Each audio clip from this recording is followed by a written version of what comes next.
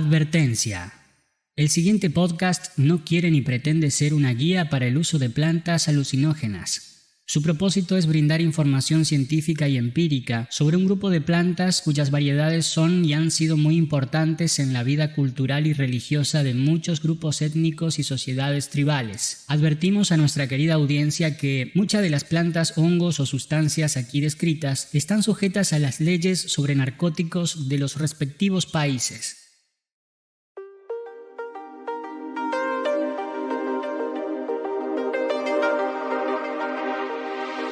La mayor virtud de los psicodélicos, sin dudas, es la posibilidad de reprogramar la mente. Muchos de los momentos más importantes en la vida de una persona son, por cierto, traumáticos. Una especie de tatuaje en la personalidad que definirá nuestros patrones conductuales y nuestra percepción frente a la realidad. Nuestro aislamiento interior frente a estas marcas difíciles de remover, fuente de muchos males, suele construir barreras que los psicodélicos funden para que uno se vea con naturalidad. Estas experiencias establecen las condiciones ideales para que un individuo pueda rediseñar estas marcas, liberar traumas, miedos y manifestaciones tóxicas del ego. Una sanación en múltiples aspectos.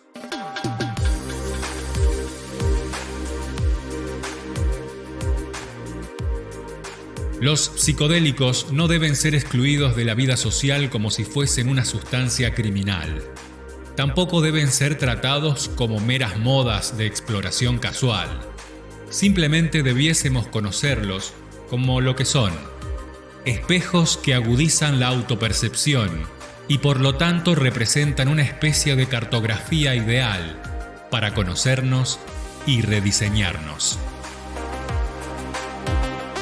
En este nuevo espacio, junto al Dr. Carlos Laje y Leonardo Mesa, quien te habla, viajaremos por esas frecuencias con el único fin de informar sobre estas nuevas manifestaciones de nuestra cultura, que, al igual que con el cannabis, fueron silenciadas por el prohibicionismo.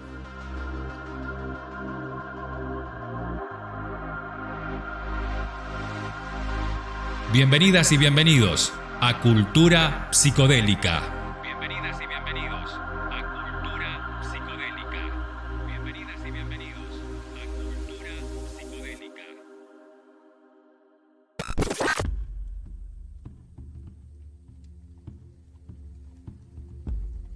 Soy un espíritu viviendo una experiencia humana, no un humano viviendo una experiencia espiritual. Pierre Teilhard de Chardin. Muy bien, Cultura Psicodélica, episodio 007.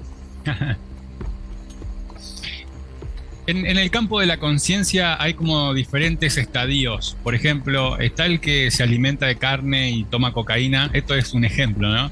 Está el que fuma marihuana y es vegetariano. Está el que toma psicodélicos y es vegano, como que va ascendiendo en la vibración. Y está el que se alimenta de prana, se podría decir, y el que practica respiración holotrópica. Hoy vamos a ver un poquito más allá de la respiración holotrópica. Vamos a conocer eso que, entrando en la charla con el invitado de hoy, surgió. Y bueno, parece ser que es la manera en la que tenemos de llegar a estados de conciencia sin que haga falta una exosustancia, digamos. Así que es muy curioso esto, tener la conciencia y la esperanza de que podemos llegar a cambiar nuestra vida tan solo con la fuerza de voluntad. Pero no fuimos entrenados para hacerle caso a nuestra fuerza de voluntad. Es más, el sistema cada vez nos va poniendo cosas adelante y que nos ocupemos de cosas que mira esto, mira lo otro. La gente termina haciendo 5 cosas, 15 a la vez. y se olvida un poco, creo que vuelve a la tierra llegando por alguna circunstancia a las microdosis de psilocibina, por ejemplo, y ahí reencontrarte en ese espejo, en una situación de que, mirá, no le estaba prestando atención a las cosas que hago. Ahí uno pone los pies sobre la tierra, digamos, pone primera en la comprensión de lo que nos pone delante estas sustancias que están reapareciendo. Así que hoy es un programa muy lindo, lleno de estos temas, y con la presencia de un invitado muy especial. Está jugando, se podría decir, en primera en el tema de psicodélicos, porque ha comenzado a tener actividades con un grupo de investigadores en Holanda, donde ahí está un poco más permitida la cosa. Así que hoy vamos a conocer a Nacho Botinelli, invitado de hoy del episodio 7, y por supuesto en compañía del grande, el pionero, el doctor Carlos Laje. Bienvenido, Doc. Hola, Leo querido, 007, somos los agentes de la contrainteligencia cubana. La verdad que qué programa y qué día hermoso para recordar al Chavo del Ocho, ¿no? Que lo escuchaba anoche y yo decía, viste que México es un país que tiene una cultura psicodélica muy, muy interesante, más allá de María Sabina y de todo lo que es el relato oficial, pero México tiene una cultura interesante. Y el otro día lo escuchaba a Gómez Bolaño hablando sobre ciertas sustancias que ellos, grabando este programa, habían probado, y realmente fue una cosa fantástica, ¿no? Porque él contaba que se inspiró en algunos personajes que son los antihéroes, después de haber consumido algunas de estas sustancias, porque él decía que lo que un héroe tiene que tener es justamente miedo, para que ese miedo le permita reconocer cuáles son sus limitaciones y poder cambiar su interior y poder cambiar la realidad. Así que, ¿qué programa? Creo que no tomamos dimensión del invitado de hoy. Te lo digo porque estamos dando los primeros pasos.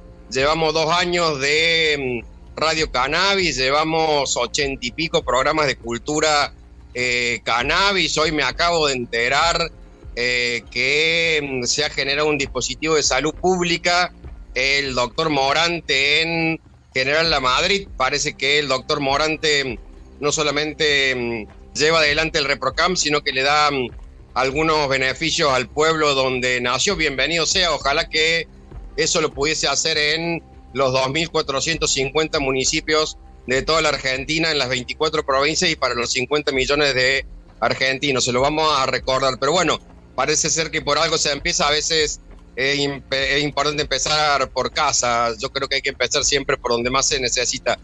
Pero Nacho es un tipo que no solamente es un resiliente, no solamente es un joven descubriendo su conciencia, su autoconciencia, su expansión de conciencia, pero fundamentalmente un experto y un buscador de algo que hablamos en el primer programa, allá por el programa número 1, que uno podía generar con su propia respiración, con su propia meditación, con sus propios elementos de agua y sus propios elementos de comida, una serie de aumentos de neurotransmisores, fundamentalmente la serotonina, que abren nuevos caminos de recaptación dentro del cerebro que no están, por algo que vos dijiste muy bien al principio de la charla, es que no nos enseñan a poder despertar estos espacios de conciencia. El otro día leía también mucho en lo que es filosofía y psicodélicos, que si se pudiese despertar con sustancias externas o de manera de meditación interna estos circuitos ahorraríamos entre 5, 10 y 15 años de terapia, de psicoterapia. Digamos que vos te podés imaginar que una paciente o un paciente que tiene ansiedad o depresión o lo lleva por delante los trastornos obsesivos compulsivos, la neurosis y todo este tipo de cosas, ahorra 10, 15 años trabajando con este tipo de cosas. Entonces, ¿qué me estoy enterando? ¿Qué me estoy dando cuenta? Aproximadamente unos entre 8 y 10 millones de personas hoy en la Argentina consumen cannabis, Leo. Hay 180.000 personas inscritas en el ReproCam, de las cuales 50.000 esperan ser aprobadas. Otros datos interesantes, importantes, las convenciones del 61 y del 71 están siendo revisadas porque no sería, vos sabés que hay algunas interpretaciones en el seno de las Naciones Unidas que no sería tan ilegal el tema de las convenciones en relación a prohibir la sustancia. Entonces los estados, sobre todo los estados de Estados Unidos, empiezan a plantearle a las Naciones Unidas que ellos dentro de su propiedad constitucional pueden hacer lo que quieren. Entonces, de ahí creo que está empezando a volver los psicodélicos fundamentalmente porque hay una crisis terrible de antidepresivos en el mundo y fundamentalmente en Estados Unidos. Se cree que funcionan el 15%, lo demás es totalmente placebo y hay gente que no puede dejar los antidepresivos por el solo hecho de la costumbre de tomarlo y no porque le hagan algo. Entonces, estar con Nacho hoy es estar literalmente entre 10 y 15 años adelantados en lo que va a pasar en el mundo y sobre todo en nuestro mundo, digamos, en este pequeño mundo. Su experiencia en Europa, pero fundamentalmente su experiencia en Brasil. O sea, la sociedad psicodélica de Brasil es una sociedad que nos lleva 10 años por lo menos en todo lo que tiene que ver cuestiones de religiosidad. Así que yo creo que Nacho ha venido con una particularidad también, que es un gran comunicador desde el punto de vista del marketing. Entonces, me parece que se están armando grupos interesantes. Se cree, fíjate vos un dato que sacaron en una publicación otro día, 1 millón de personas en la Argentina hoy cultivan hongos psicodélicos. No es menor para la cantidad de personas en la que somos. Entonces, vamos a empezar a hablar sobre microdosis, vamos a empezar a hablar sobre mini, meso y macrodosis, vamos a hablar lo que son algunos cuidados que hay que tener cuando uno toma la decisión de tomar psilocibina, porque a diferencia del cannabis, que es restablecer el reequilibrio del sistema endocannabinoide, hay que tener algunos cuidados cuando uno toma miligramos o gramos de más en el cannabis, porque no estaría indicado la superexigencia de serotonina en el cerebro, porque podría traernos y llevarnos a algunos tipos de problemas donde la calma, que es lo que tenemos que buscar, que es esa calma que nos permite estar en paz, no siempre se logra con más. Eso es algo importante en el cannabis. Siempre a veces se creyó al principio que mucho cannabis era mejor, después se empezaron las diluciones y hoy se está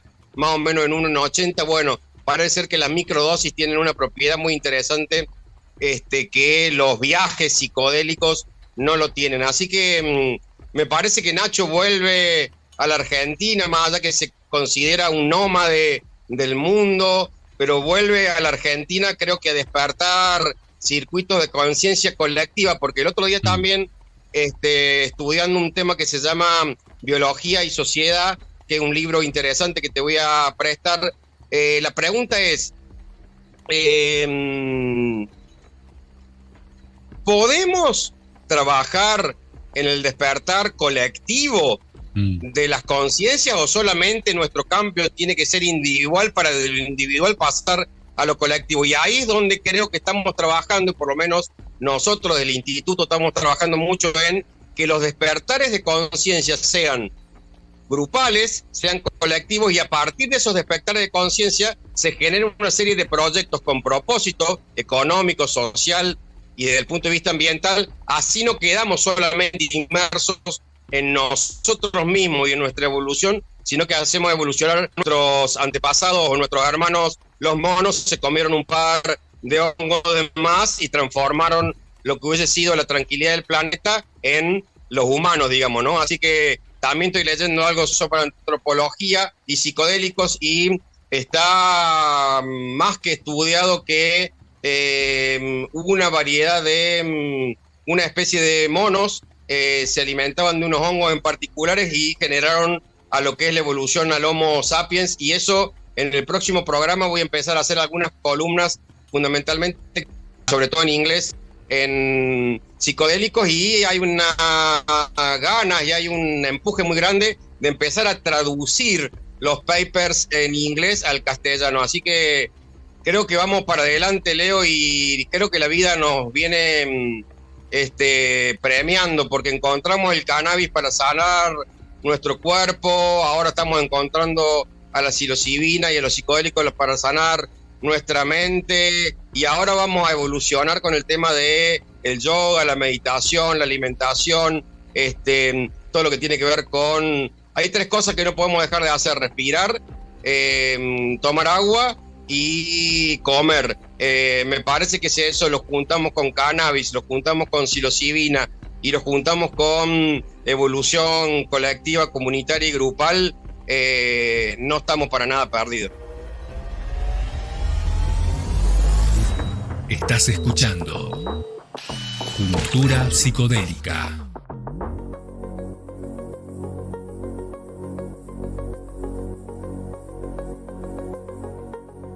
El debate sobre la importancia espiritual de las experiencias psicodélicas ha estado presente desde el primer momento en que se consumieron dichas sustancias químicas para experimentar sus profundos efectos psicológicos. Por ejemplo, libros como The Varieties of Psychedelic Experience, las variedades de la experiencia psicodélica, establecen una relación evidente con la obra escrita por William James a principios del siglo XX, titulada Las variedades de la experiencia religiosa. Recientemente, el libro Entheogens and the Future of Religion, Los enteógenos y el futuro de la religión, ha dado continuidad a la arraigada y controvertida tradición de que toda práctica espiritual profunda ha de incluir sacramentos psicodélicos. En mis encuentros iniciales con la comunidad budista Zen, en la que estudié, planteé esa interrogante a muchos de los monjes jóvenes estadounidenses.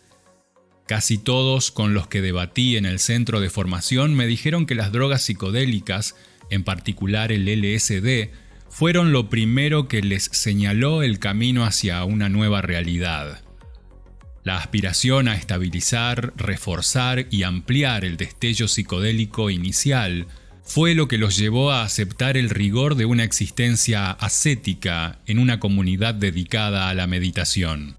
Podrían acelerar y facilitar el advenimiento de estados mentales sublimes sin los efectos colaterales de las prácticas instituidas como los rituales obligatorios y el aislamiento de la existencia cotidiana común. Dr. Rick Strassman, del libro DMT, La molécula del espíritu.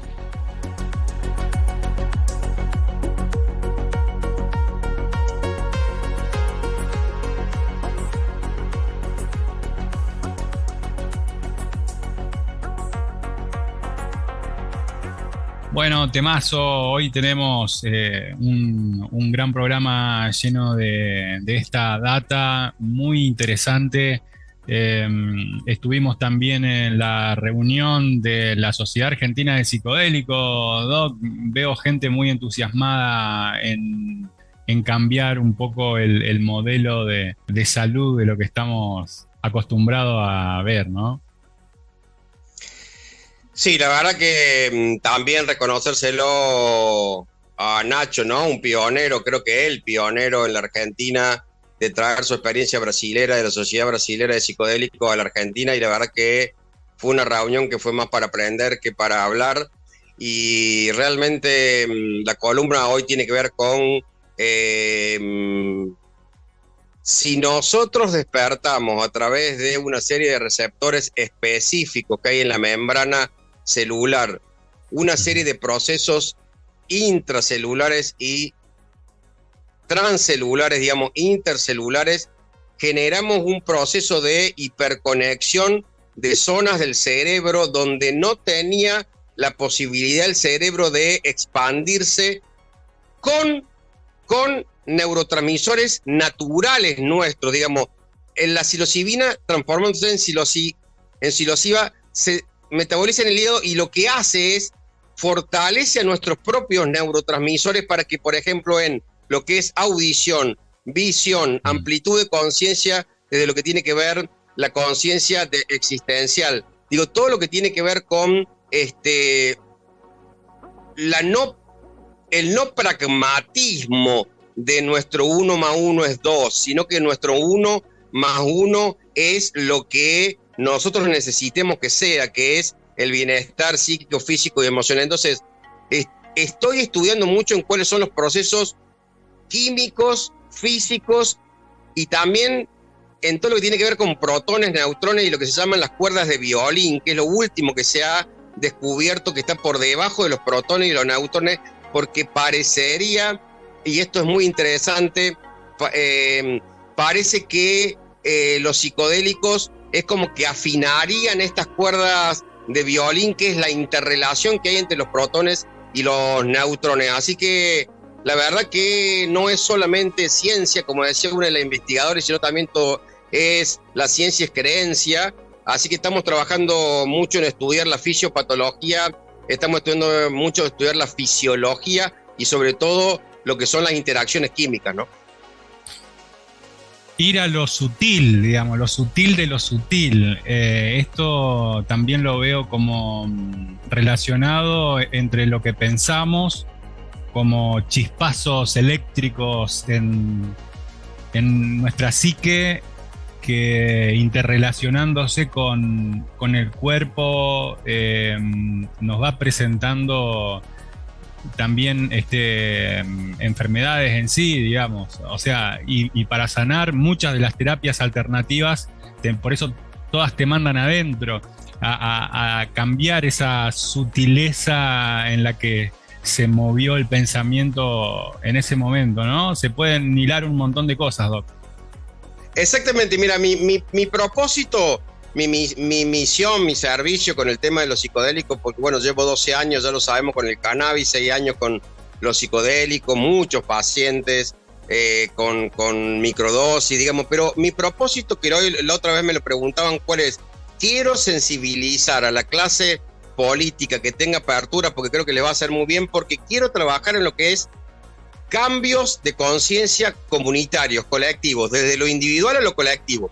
No quiero que solamente sea el privilegio de algunos el poder evolucionar del tiempo de conciencia. Creo que hay que armar grupos de toma de microdosis para poder interrelacionarnos de una manera diferente. Y ahí creo que va a generarse todo el tema que tiene que ver con el amor, entendido el amor desde un lugar que es el beneficio para el desarrollo del otro y no solamente para nuestro beneficio.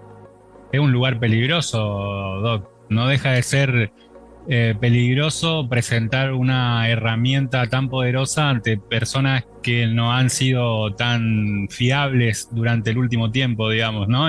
Hablando de presentar en la política esto justamente para que se tome más conciencia, pero ojo que es un arma de doble filo.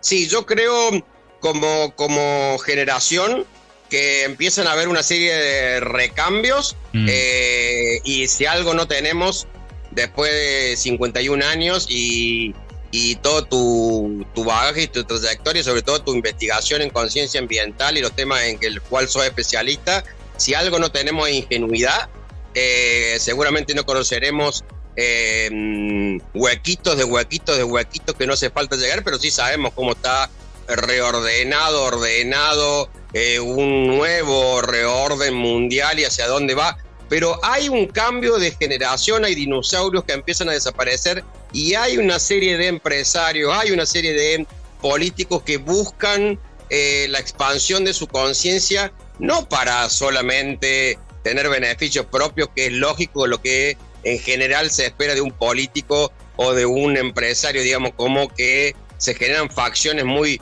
difíciles, se está derechizando mucho el mundo. hablaba con un entendido de la zona de lo que es Cono Sur. Es enorme el avance en cannabis psicodélico que va a generar el triunfo de Lula en Brasil. Entonces, me parece que tenemos que empezar anoche escuchaba a la comunidad mapuche sobre cómo se hacía para encontrar un equilibrio entre el fracking en Vaca Muerta y la subsistencia de las comunidades. Entonces, me parece que vamos a tener que negociar algunas cosas entre la existencia misma o la desaparición de la especie. Así que, bueno, vos sabés que a mí me encantan desafíos más que tengan que ver con el desafiar el statu quo. Así que no creas que no hay políticos y empresarios tomando psilocibina ya por algunos lugares de la Argentina y Latinoamérica, amigo. Buenísimo, se nota en la apertura que está habiendo en las leyes, así que confiemos en que eso viene viento en popa.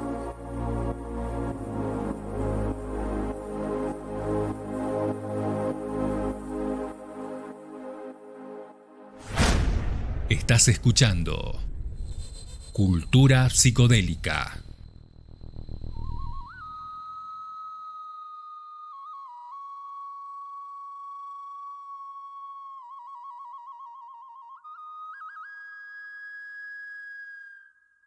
Efectivamente hubo brujos y brujas, nuestra forma propia de chamanismo, hasta que la Inquisición primero y el proceso de industrialización después acabaron con aquel cosmos cultural.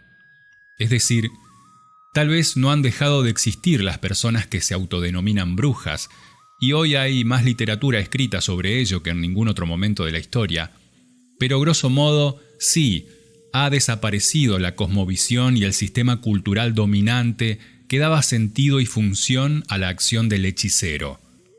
Si nos ceñimos al término bruja, cabe recordar que es palabra común en las 3 lenguas romances hispánicas y en los antiguos dialectos gascones y lenguedocianos.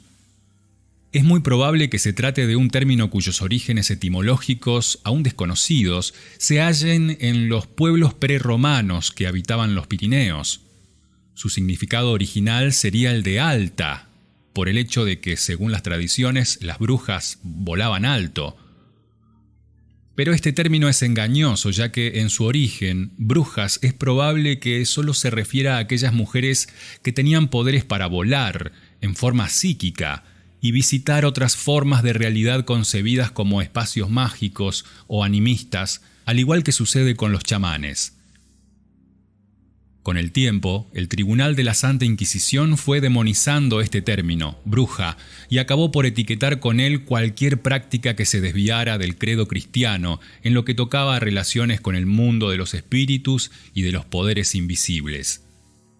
Tan solo los sacerdotes cristianos tenían el derecho de contactar con estos espacios sagrados e invisibles a simple vista, fuera por medio de las súplicas a los ángeles y santos, o fuera por medio de los sacerdotes especializados en exorcizar a los creyentes poseídos. En la actualidad sucede exactamente lo mismo en los procesos de evangelización de los pueblos indígenas sudamericanos. Si el chamán cura con plantas de propiedades medicinales, es denominado curandero, y los misioneros católicos y protestantes lo aceptan como un mal sustituto de los médicos blancos. Incluso despierta una cierta aura de simpatía por su exotismo y porque la fitoterapia occidental se está asimilando a una bien vista idiosincrasia ecologista, de conservación de la naturaleza, a una actitud contra los alimentos transgénicos, etc. En cambio, si el brujo indígena cura o actúa por medio del consumo de sustancias psicoactivas que le permiten ponerse en contacto con lo que él concibe como sus espíritus aliados, que le aparecen en forma de visiones reveladoras, los misioneros lo condenan al instante. No hay teología de la liberación que valga. El terreno de los espíritus, de los poderes invisibles y de las almas, del inconsciente, es propiedad estricta del grupo social dominante. Josep Ferikla, en los chamanismos a revisión, de la vía del éxtasis a Internet.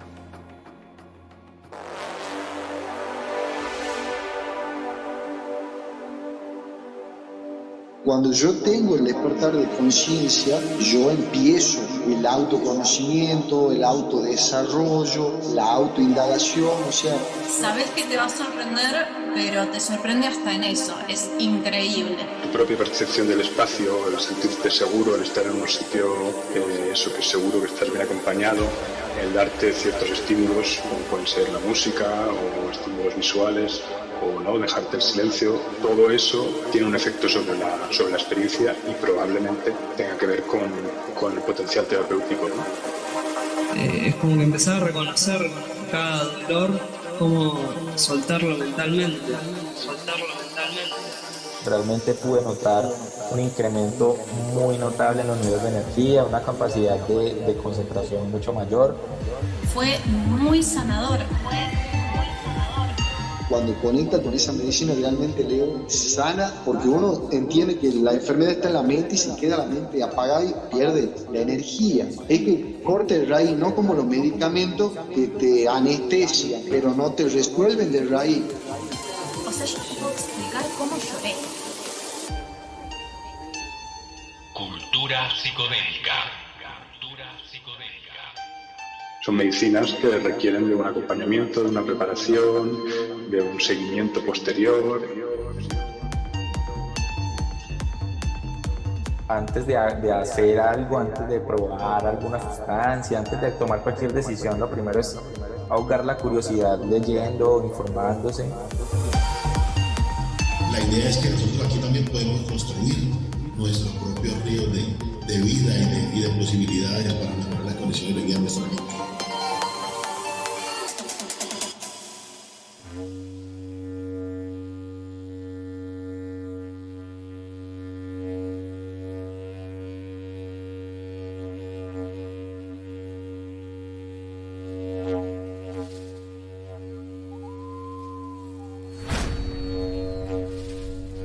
Estás escuchando Cultura Psicodélica.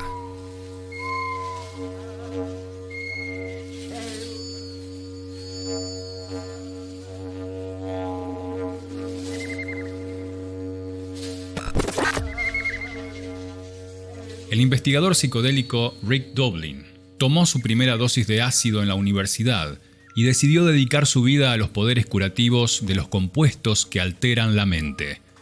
Su centro de investigación, MAPS, ha recaudado $44 millones en los últimos 2 años.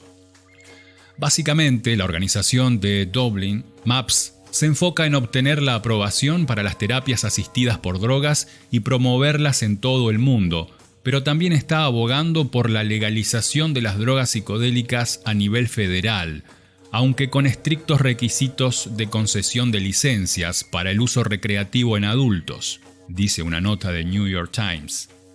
Varios estudios han mostrado que los alucinógenos clásicos como el LSD y la psilocibina no son adictivos y no causan ningún daño a los órganos, incluso en dosis altas. Además, contrario al conocimiento popular, el éxtasis no deja hoyos en los cerebros de los usuarios, según los estudios, ni tampoco hay daño a nivel cromosómico tras un mal viaje de ácido. La mayoría de los científicos concuerda que es necesaria una mayor investigación, y cuanta más investigación haya, más información vamos a obtener, y cuanta más info haya, más contenidos vamos a poder producir en medios como este. Más entrevistas vamos a poder realizar, como la que viene a continuación. Nacho Botinelli, desde Buenos Aires, psiconauta e investigador argentino. Gracias, Leo. Mira, mis inicios con tal vez la cultura psicodélica fueron en lo recreativo, como muchas personas, como de alguna forma investigando, explorando a través de la diversión, con amigos, y siempre como estuve en un lado, yo fui deportista toda mi vida, entonces siempre me interesó mucho la parte de reducción de daños en general. Si bien me llamó mucho la atención históricamente lo recreativo y como el uso y la libertad de que la gente pudiera hacer lo que quiera con su cuerpo y con la sustancia que quisiera. Y a partir de eso, bueno, después no como esporádicamente, de forma recreativa, hasta que yo viví en Brasil 3 años, y en Brasil hay una cultura muy fuerte chamánica, sobre todo psicodélicos con ayahuasca principalmente, y empecé a como a ver que en las ciudades como San Pablo, donde fue que viví, o Belo Horizonte, está muy metida esta cultura indígena en la cultura, digamos, occidental en la que vivimos, y la gente, inclusive en contextos religiosos chamánicos como la iglesia de Unión do Vegetal o Santo Daime, que son gigantes en Brasil, la gente lo hace de forma periódica y consume ayahuasca en ceremonias, algunos casi todos los fines de semana. Y bueno, eso me empezó a llamar la atención, empecé a investigar, y a raíz de que hace 2 años más o menos mi mamá está con una depresión, en realidad no hace 2 años, hace 18 años, una depresión resistente a psicofármacos, empecé a investigar un poco más de esta cuestión médica, terapéutica del uso de los psicodélicos. Y ahí, como usuario y siempre como en un contexto de investigación personal y de exploración, me empecé a meter más, y me empecé a, de alguna forma, como si te dijera, a enamorar de este mundo, y bueno, y adentrarme más. Estaba en un momento que quería dejar de hacer lo que estaba haciendo en mi vida. Yo soy además instructor de yoga, bueno, soy economista, trabajé en tecnología, pero no me dedico a eso full time. Y bueno, en esa transición de carrera empecé a encontrar que los psicodélicos, o que esta nueva ola de psicodélicos viene para de alguna forma traer un cambio, como lo viene haciendo el cannabis en la medicina tradicional, y bueno, y lo mismo psicodélicos con la psiquiatría y la salud mental, ¿no? Así que bueno, me empecé a meter como investigador personal, y hoy en día trabajo, te diría, casi un full time, porque dedico mucho tiempo de mi día, si bien hoy no es mi principal, digamos, fuente de ingresos, se tornó una profesión, digamos, de alguna forma, porque estoy trabajando hace ya algunos meses por un proyecto de afuera que opera en Holanda, y bueno, iniciando y emprendiendo un montón de cosas alrededor del mundo de los psicodélicos, en la medida de lo posible, en América Latina, en Argentina y en Brasil. Santo Daime es un culto sincrético que surgió en el estado brasileño de Acre, en la Amazonia, en los años 30 del siglo XX. Su fundador fue Raimundo Irineu Serra, llamado por sus contemporáneos Padriño Irineu, o por sus seguidores de hoy en día Mestre Irineu. Es un culto que reúne elementos cristianos del catolicismo popular, de la tradición espiritista europea, indígenas y africanos, en un trabajo espiritual que cuenta también con la ingestión de la ayahuasca, que ha sido y es parte de la medicina tradicional amazónica. Posee ritos basados en la ingesta de sustancias psicoactivas enteógenas, buscando estados alterados de la conciencia y de la mente. Hoy en día se estima en 10.000 el número de seguidores de esta doctrina en Brasil y en el mundo. Hay iglesias legalmente instituidas en casi todos los estados brasileños y en países como España y Holanda, además de grupos que celebran los cultos de la doctrina en países como Perú, Bolivia, Estados Unidos, Canadá, Japón, México, Argentina, Chile, Uruguay, Venezuela, Ecuador, Colombia y Portugal.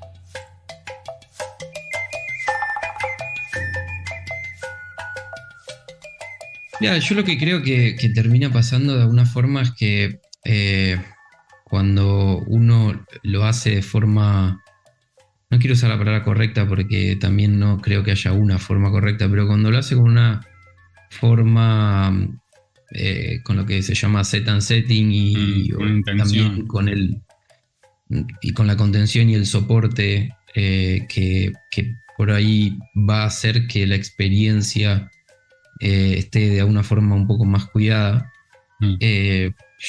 A las personas con las que frecuentaba, que algunos eran amigos, conocidos y personas del día a día que viven en una ciudad como, por ejemplo, San Pablo, como Buenos Aires, y que trabajan y tienen su vida normal, Yo lo veo como una herramienta de transformación muy grande. Así como otras disciplinas han investigado la conciencia desde otro lado, sin sustancias, como por ejemplo el yoga o la meditación, lo veo así, lo veo como una herramienta de transformación muy potente, que ha estado medio que oculta por la cuestión de prohibicionismo y política global en contra del uso de cualquier tipo de droga que altere la conciencia, y que viene como quedando obsoleta en los últimos años. No hace falta legalizar. Deroguemos la prohibición como se derogó la ley seca. El tabaco y el café han estado prohibidos con mutilaciones en Irán y Rusia. La primera vez que te sorprendían te cortaban las orejas, la segunda la nariz y la tercera te ahorcaban por desafiar al emperador. En el Cairo castigaban al bebedor de café con bastonazos en las plantas de los pies y le arrancaban un diente por cada infracción, hasta que una asociación de maestros tuvo la ingeniosa idea de que el café combatía una epidemia de somnolencia, en función de la cual los estudiantes se dormían leyendo el Corán. De hecho, no ha habido un solo caso de sustancia psicoactiva que no haya pasado de panacea a pócima infernal, o simple desvergüenza punible. Salvando los breves disparates en Irán, Rusia y Egipto, ninguna droga se tipificó duramente en códigos penales hasta la ley Harrison de 1914, vigente solo en los Estados Unidos. Cada cultura resolvió de modo extrajurídico su relación con las drogas tradicionales y las nuevas. La cruzada actual es estructuralmente idéntica a la lanzada contra la brujería, y como aquella, amplió espectacularmente los supuestos males. Antonio Escotado, para el diario.es.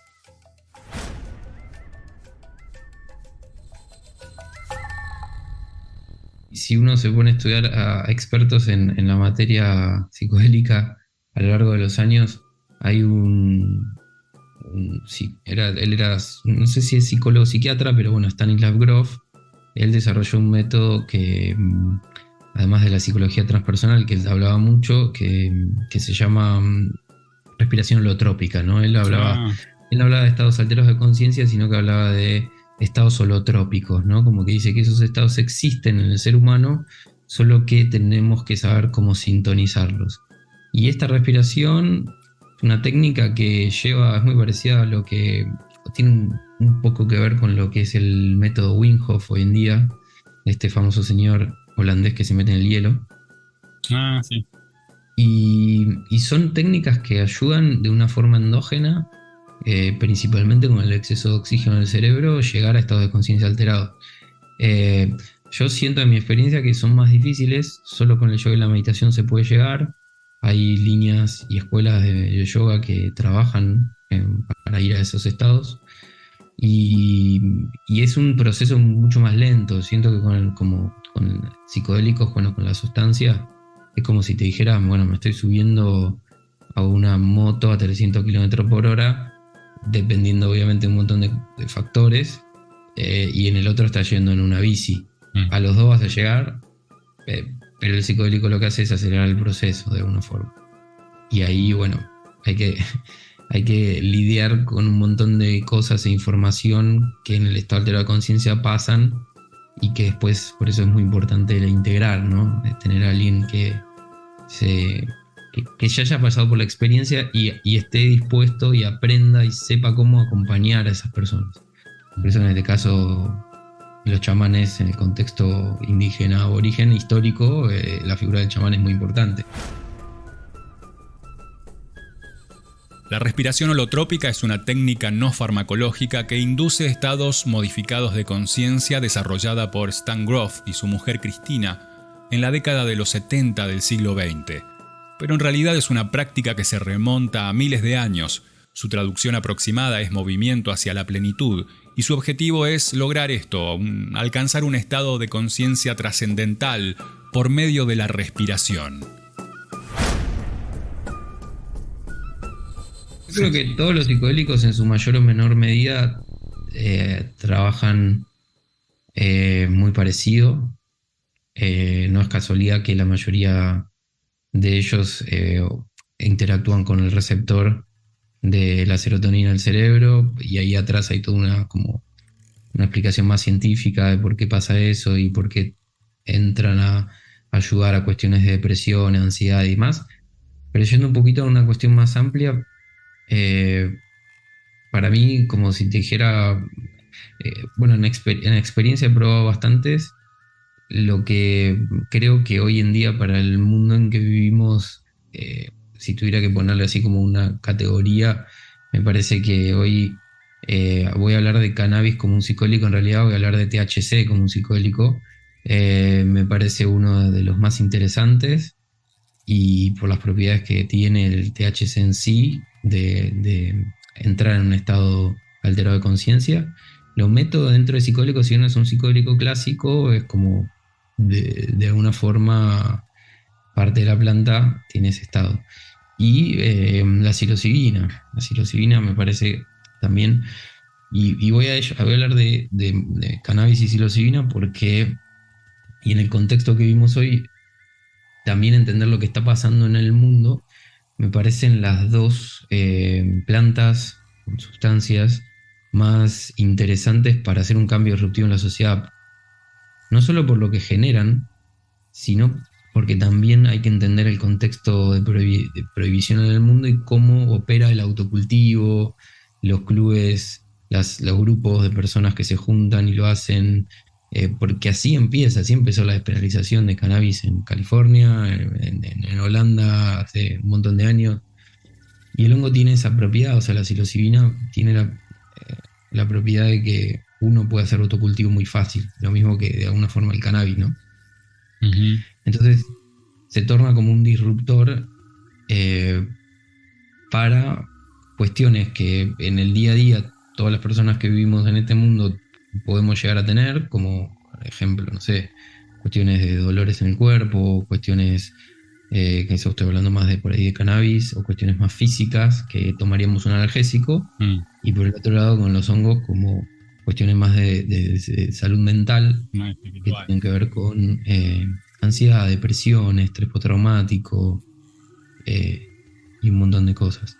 Después, como muy interesante el proceso de lo que la ayahuasca trae, solo que ¿qué me pasa con la relación con la ayahuasca? Es que, primero, no es que uno lo pueda autocultivar fácil, entonces tenés que hacerte de la sustancia, y es en general un viaje largo y tedioso y cansativo, que no es tan amigable como digamos, vaporizar cannabis o fumar cannabis con alta cantidad de THC, o tomar hongos, o hacer una microdosis, por ejemplo, ¿no? Si bien se pueden hacer microdosis de otras sustancias de ayahuasca, de LSD. Y después yo soy como muy, para un poco dar un marco un poquito más amplio, muy amigo, y me gustan mucho, si bien no son directamente plantas, son síntesis de hongos, el MDMA y el famoso llamado éxtasis, y el LSD, ¿no? Uh-huh. Son psicodélicos. El LSD es un psicodélico clásico y el MDMA es un psicodélico que se viene estudiando en los últimos años, y va a ser tal vez el primer psicodélico legalizado a nivel federal en Estados Unidos el próximo año. Uh-huh. Entonces, como me parece que también ahí entra otra cuestión que nos queda mucho más lejos, que es que MDMA y LSD de alguna forma dependemos hoy en día básicamente del narcotráfico, porque lo compras en el mercado legal, y en un futuro vamos a depender de la medicalización, o sea, de la farmacéutica. Porque no es que cualquier persona puede hacer LSD y MDMA en su casa como lo puede hacer con cannabis o con psilocibina. Entonces, como todos tienen también sus medio como particularidades, ¿no? Pero los dos, que si tuviera que decir, ok, esto es algo que para mí viene realmente a transformar, ¿verdad? Cannabis en el mundo ya lo está haciendo cada vez más, y psilocibina. Estás escuchando Cultura Psicodélica. El éxtasis es muy mezclado con otras sustancias por el hecho de ser masivo, Nacho, de comercializarlo en cantidades, en fiesta electrónica y qué sé yo. ¿Por eso se adultera tanto? Sí, ahí pasan dos cosas. A mí me gusta mucho hablar de reducción de daños y de contexto recreativo porque me toca muy adentro. Yo trabajé en la industria del entretenimiento casi 10 años y vivía en la noche y vivía con clientes que eran productores de música. Entonces eso lleva al consumo recreativo. Es lo mismo de los artistas, digamos, ¿no? Y ¿qué pasa puntualmente con el MDMA? El MDMA es una sustancia que se estudió en un laboratorio para ser un anticoagulante de la sangre y terminaron dejándolo ahí en un cajón guardado hasta que, no me acuerdo si fue en el año 50, lo redescubrieron. Un tipo que trabajaba en un laboratorio que se llama Julin y lo empezaron a usar como en grupos, de terapia en grupo, y empezaron a darse cuenta que era una buena herramienta para trabajar, digamos, traumas, ¿no? y ansiedad y estas cosas. Es difícil hoy en día conseguir el MDMA puro por una cuestión de que la producción de MDMA viene de un aceite que se llama sasafrás de un árbol y está muy controlado el cultivo. Ese cultivo principalmente se cultiva en Camboya, en países del sudeste asiático, y está muy controlado. En Brasil hay una planta hermana que también está muy regulado. Entonces, como lo que termina regulado por las agencias de control de antidrogas, ¿no? Entonces, ¿qué termina pasando? Cuando una droga es penalizada, lo que el narcotráfico de alguna forma termina haciendo, porque hay demanda de los consumidores, termina mezclando la sustancia con productos de más fácil acceso, más barato, que produzcan cuestiones, digamos, similares, ¿no? Efectos similares. En el caso de lo que hoy se consume en el mercado, y esto de un lado de reducción de daños, no se consume MDMA puro. Es muy difícil conseguirlo, y hoy en día en estudios así de contenido de la sustancia encontrás un montón de cosas que son muy malas para el cuerpo, como fentanilo o anfetaminas o cosas que realmente no son psicodélicos y van medio como en contra también del proceso del psicodélico en sí. Pero bueno, es un poco lo que nos toca y la realidad que el mundo vive cuando una sustancia está prohibida o controlada. Y siempre pasa lo mismo, digamos, de alguna forma para el uso recreativo, quien termina teniendo acceso, y bueno, el que tiene acceso a un contacto a alguien que lo produce, ¿verdad? Y es muy difícil conseguir de esa calidad pura. También es como que en el contexto recreativo hay mucha falta de información y sobre todo reducción de daños. Es un tema muy importante, reducción de daños. La reducción de daños es un conjunto de intervenciones preventivas, sanitarias y sociales que tienen por finalidad minimizar los riesgos por el uso de alcohol, drogas psicoactivas y psicofármacos, así como reducir los daños que puedan causar sus consumos abusivos.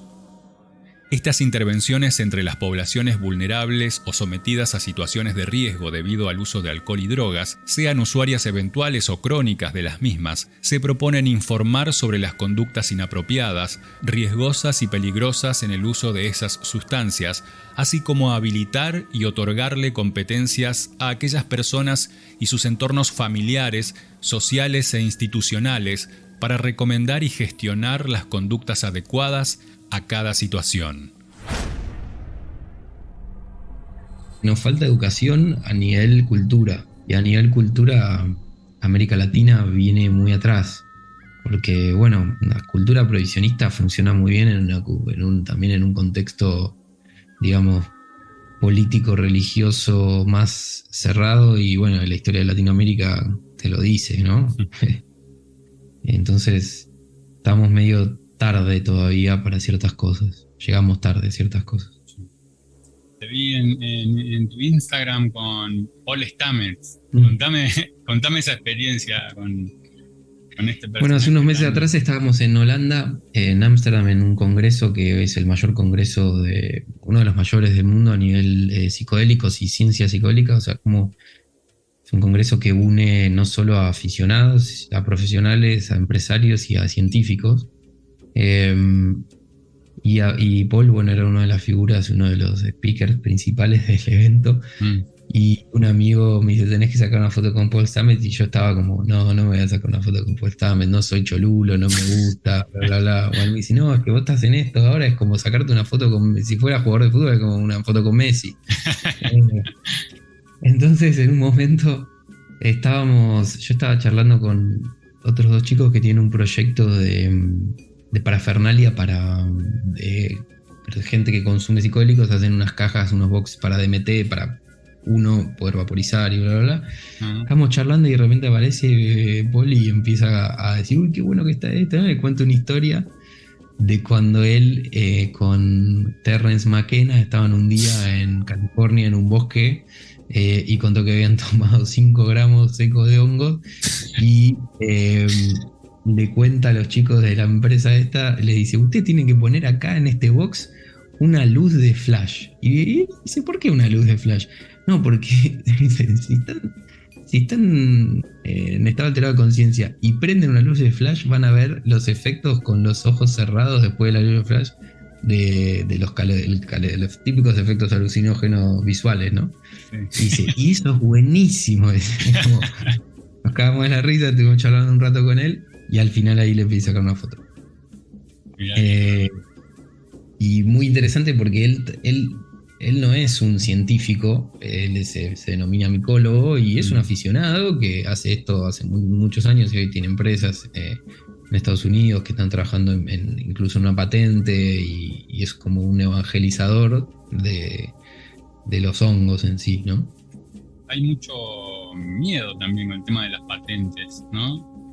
Sí, mira, yo históricamente tengo como, por una cuestión también personal y por pensamiento quizá muy radical de haber sido muy rebelde en mi adolescencia, como un lado mío que se pelea contra el sistema, las farmacéuticas, lo tradicional.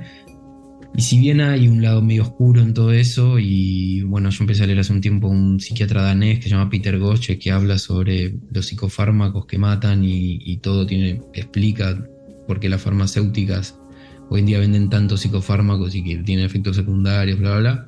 Pero por otro lado, que esa teoría me interesa mucho, seguir investigándola y seguir por esa línea. Pero por otro lado lo escuchaba en este evento que también estaba Paul Stamets, a Rick Doblin. Rick Doblin es el fundador del MAPS. Hoy el MAPS es el instituto de investigación psicodélica más grande tal vez de Estados Unidos, es una ONG, y que ellos también están atrás de patentes y de estudios para probar esto que te contaba hace un rato de MDMA en Estados Unidos, que probablemente se apruebe en el 2023, lo está llevando a cabo el MAPS. Y él en una charla, él es de una época así como Paul Stamets, en el hipismo de los 60 en California, nació ahí, nació en la cuna de la segunda onda psicodélica, y él en un momento dice, bueno, pero tenemos que empezar a pensar que el mundo hoy opera de una forma y que hay instituciones y que hay leyes y hay cosas, y que no vamos de un día para el otro a romperlas y a quebrarlas, tenemos que trabajar en conjunto. Y él trae una teoría que es muy interesante, que dice que antes de la legalización viene la medicalización. Y la medicalización significa que a través de la ciencia, la investigación y el trabajo en conjunto con los gobiernos, empezar a entender que esto está funcionando y que eso va a habilitar que personas que no tienen, en el caso del MDA y el LSD sería muy difícil, pero que no tienen tiempo, por ejemplo, para cultivar, o no tienen ganas de cultivar hongos o cannabis, puedan tener acceso a una sustancia. Y el tipo lo dice muy claro, dice, el mundo en general, el mundo occidental, salud pública o un seguro médico, una prepaga, para vos tener acceso a una medicina, tiene que estar disponible a través de esos sistemas para llegar a la masa. El autocultivo es hermoso y me parece recontra disruptivo, pero para hacer una diferencia, el tipo trae esto, ¿no? Y dice, y esa es la puerta a que después se pueda despenalizar y legalizar. Una idea y un concepto muy interesante que a mí me abrió la cabeza también a entender que no es que es el chamanismo contra las grandes, las Big Pharma, ¿no? No es que son los usuarios autocultivando contra. Creo que hay que tener como una visión un poco más amplia y entender que está todo avanzando junto. Y es un ecosistema. Y hay que trabajar en conjunto porque la ciencia está haciendo muchas investigaciones muy interesantes. También a nivel usuario se están haciendo cosas muy, muy interesantes en el mundo. Voy a citar otro caso de California. Decriminalize Nature es una ONG que logró que en Oregon y hoy en Colorado se despenalizaran a nivel estadual varios psicodélicos, y fue una iniciativa comunitaria de la sociedad que se juntó, que armó una asociación, una asociación civil sin fines de lucro, y arrancaron, y hoy en día están liderando la despenalización de psicodélicos a nivel, digamos, usuarios, ¿no? De decir, che, bueno, para gente que cultiva hongos en su casa no tiene que ir a la cárcel. De una. El tema está en eso, no prohibirle el acceso a los demás, digamos. Ese patentamiento masivo que hay una industria, no recuerdo el nombre, pero que está muy entusiasmada en muchas patentes y bueno, hay que también... Sí, Compass Pathway en Estados Unidos es una empresa que ellos están atrás de la patente de la psilocibina sintética. Y bueno, es un camino para decir, che, bueno, esta sustancia se está medicalizando, y bueno, abre la puerta también a que mucha gente que no tiene acceso a autocultivo. Me parece eso de la psilocibina sintética, creo que la ciencia no logró clonar 100% la psilocibina. Digamos que los efectos psicodélicos o psicoactivos no logró sintetizar, digamos. La parte natural que tiene la sustancia, yo creo que va a seguir siendo de dominio natural por una cuestión de que todavía no se comprende mucho de muchas sustancias. Pasa un proceso que es como de alguna forma medio jugar a ser Dios, en el sentido de que uno quiere, a través de la ciencia, que me parece buenísimo, pero que a veces es, bueno, quiero aislar esto, quiero ponerlo dentro de un blister, una pastilla. ¿Para qué? Para que lo pueda vender a gran escala, para que lo pueda transportar y almacenar y distribuir. Y la realidad es que la naturaleza opera en otra escala diferente. Digo, la naturaleza en estado natural, ¿no? Nosotros somos parte de la naturaleza, pero ese lado que quiere como de alguna forma ir a un masivo, al consumo en gran escala, deja de lado un montón de otras cosas que la naturaleza en sí opera a un nivel que todavía la ciencia y nuestra inteligencia no entiende. Y no sabemos explicar, y los compuestos es como el típico mito de CBD, THC, cantidad tanto y qué es lo que es mejor. Y lo lees a David Nutt, que es el tipo, uno de los que más estudió la historia del cannabis en el Imperial College de Londres, del lado de la ciencia, y termina diciendo lo mismo. Dice, no podemos todavía saber, porque la planta en estado natural opera en conjunto con todo lo que tiene, y la mejor forma de usar la planta de hacer cannabis es usarla toda, en conjunto. No aislar los compuestos, digamos. Entonces, Nacho, ¿qué haces ahí en tu laburo en Holanda? Contame un poquito de eso antes de cerrar. Bueno, ahora estamos en un proceso muy inicial porque este proyecto es un proyecto para terapia psicodélica de un lado más transformacional, o sea, no es para gente que tiene casos clínicos. Y el objetivo es, hoy en día solo se puede operar con psicodélicos en ciertos países, o sea, diferentes tipos de psicodélicos en diferentes países, pero generalmente hay pocos países en el mundo que puedas operar abiertamente, y sobre todo siendo una empresa. Holanda es uno de ellos. En el caso de los hongos se puede operar hoy solo, o sea, se puede vender y distribuir y consumir trufas, ni siquiera el hongo en sí, que la trufa tiene una carga menor de psilocibina y es una calidad un poco, digamos, más baja. Y bueno, la idea es empezar a llevar este proyecto a países donde podamos operar sin problema, como en el caso de Brasil, que Brasil tiene una cuestión legal más laxa por el contexto chamánico religioso. Y al mismo tiempo empezar a trabajar con esto, con información, a traer contenido, próximamente en español, porque hoy en día solo es en inglés, y abrir las puertas a que la comunidad hoy en día, que está bastante fragmentada, se pueda ir uniendo, ir compartiendo conocimiento y la gente, porque hay mucha gente que está trabajando en esto a oscuras, de alguna forma. Y cada vez más se está viendo que se están armando comunidades, que hay redes de personas, incluso profesionales, médicos, psiquiatras, que están trabajando con esto, y eso es muy importante. Entonces, de alguna forma, lo que queremos hacer es un poco unir y crear esa comunidad y poder darle herramientas a la gente para que continúe haciendo lo que está haciendo, y apoyarlas en lo que podamos mientras la ley lo permita en cada país, ¿no? Que va a ir cambiando a lo largo del tiempo. Genial.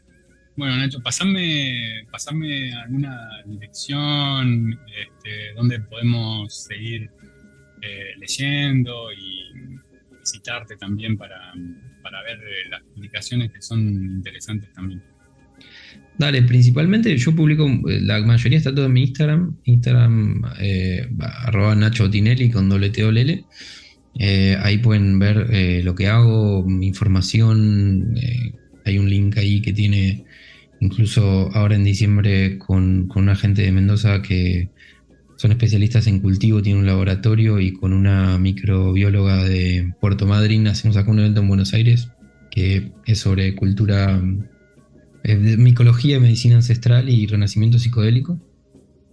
Y bueno, y otra iniciativa que está muy interesante, que es la Asociación Argentina de Psicodélicos, que se está formando ahora.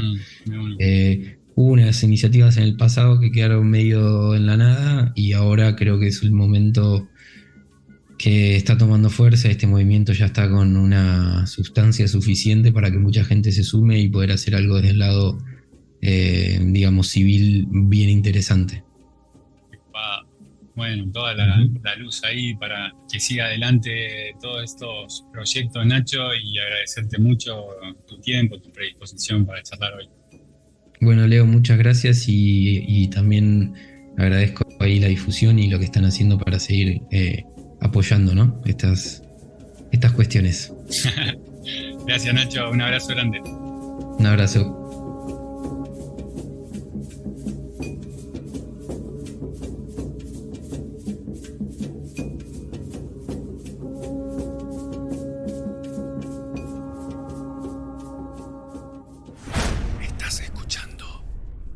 Cultura psicodélica.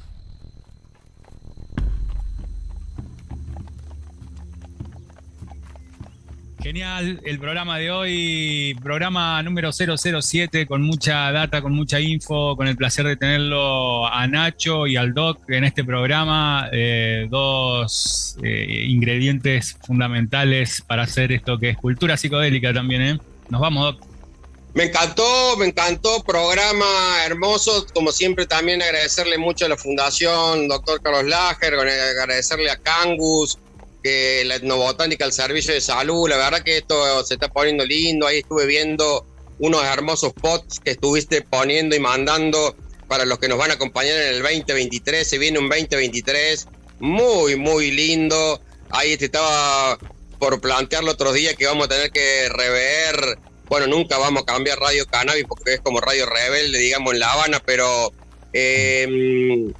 creo que se viene un 2023 con una serie de cambios a nivel internacional que nos van a hacer muy bien, y sobre todo esta cuestión de que pasamos de la cultura del físico, digamos, de cómo todo el tiempo era el físico lo importante para poder tener una aceptación social, el físico como la forma en el bienestar, el físico que si vos caminabas, corría, comía, a lo que es el despertar de la conciencia. Y me parece que nos estamos metiendo en un lugar que tiene una proyección mucho más grande que alguna cuestión solamente física. Así que para adelante, Leo, y por otro lado decirle a todos los oyentes que se animen, que la microdosis hace bien y que siempre, desde hace 6 años que la tomo, y siempre uno da lo que uno le hizo bien, y sobre todo a los que muy cerca de a uno, también les hizo bien. Así que no se da lo que no se sabe, y eso es importante también para el cambio de la medicina moderna. Buenísimo, gracias, Doc. Abrazo grande.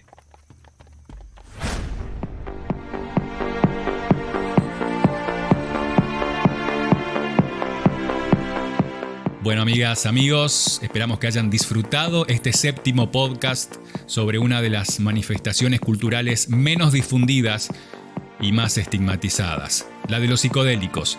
Este trip recién comienza. Hasta el próximo episodio. Gracias por estar ahí. Soy Leo Mesa y junto al Dr. Laje hacemos Cultura Psicodélica. Seguí los contenidos en Radio Cannabis vía Spotify y YouTube para estar al tanto de las novedades.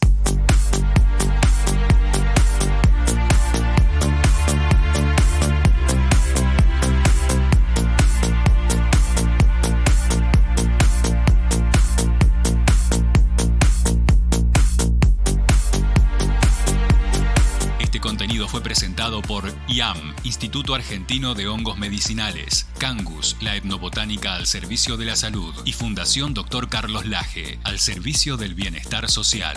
Come and catch me.